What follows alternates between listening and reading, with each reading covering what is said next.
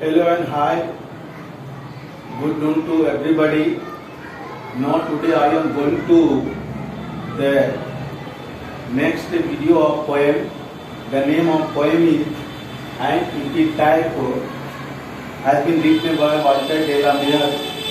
Really, before starting the poem line by line, I want to know the background of Walter de la Mare, because from background 80% objective questions are asked there. Please listen to me carefully.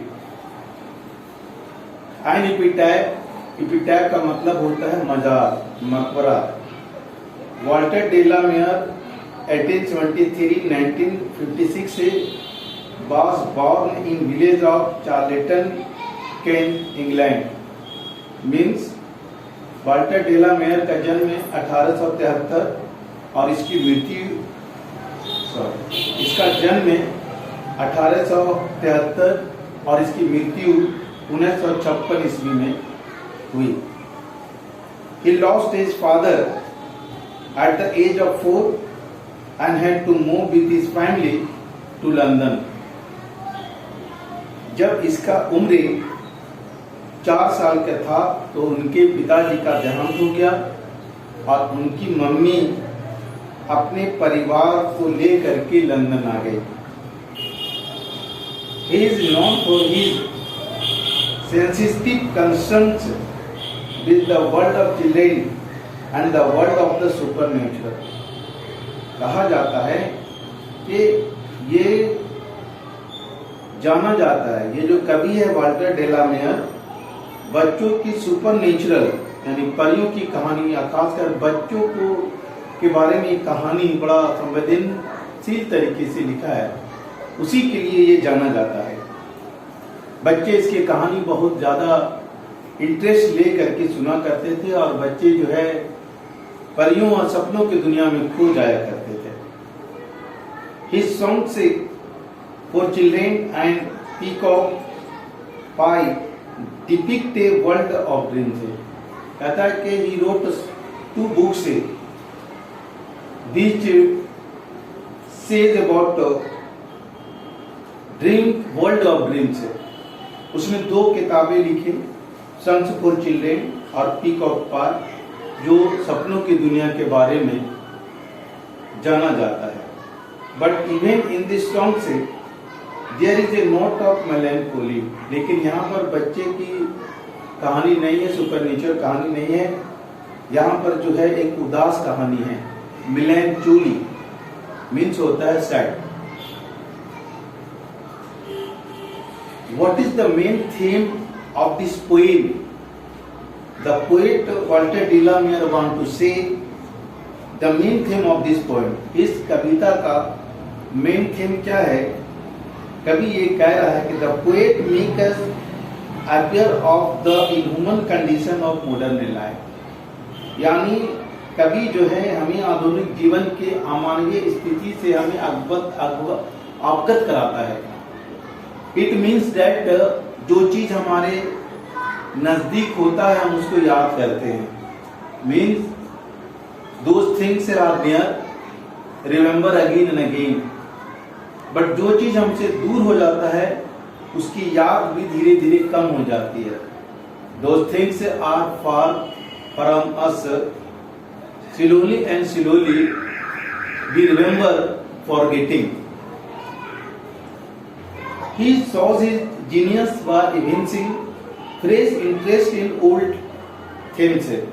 कहता है कि ये अपने genius generosity को दिखाता है.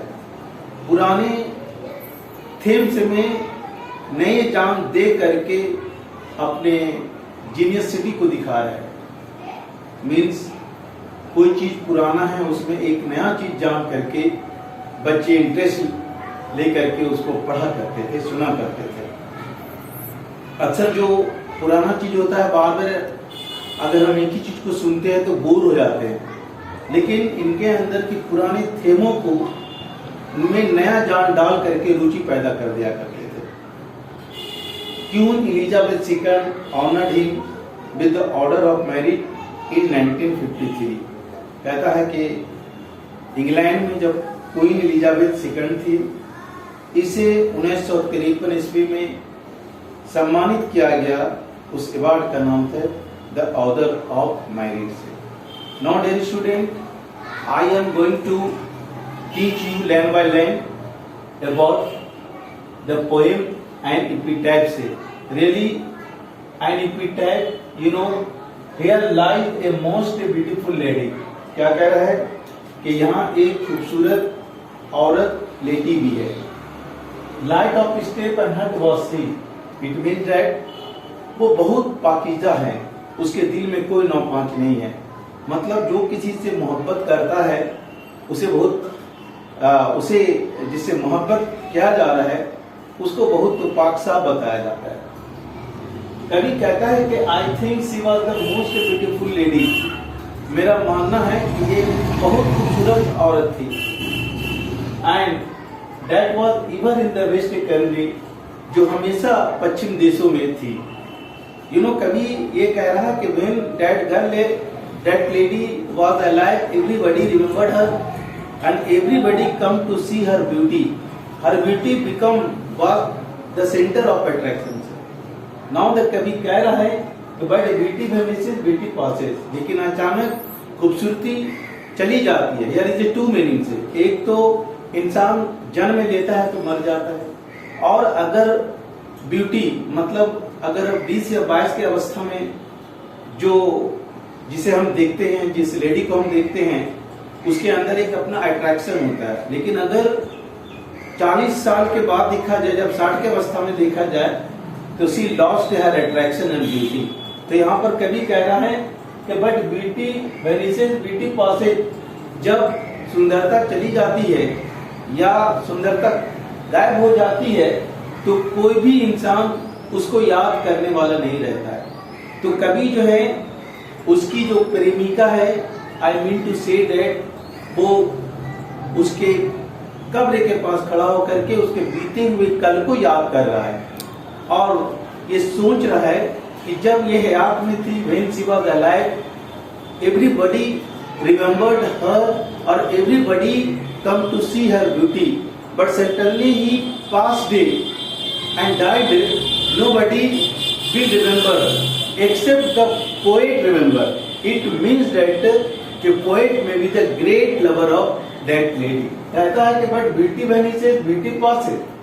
जब beauty खत्म हो जाता है, however rare it be, rare माने दुर्लभ से, you know, and when I remember, who will remember the lady of the west country. कभी ये कहता है कि ये she was not a common girl. She was a special girl. When she died, जब वो मर गई, nobody will remember her. उसको जब कोई याद करने वाला नहीं है, if I die, I am not a rare like that lady. तो who will remember me? कौन मुझे याद करेगा? और ये कह करके कभी रोने लगता है।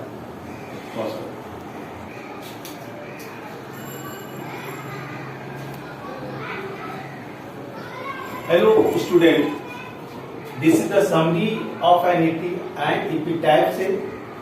I have written the summary of an epitaph, very short. Please write down it.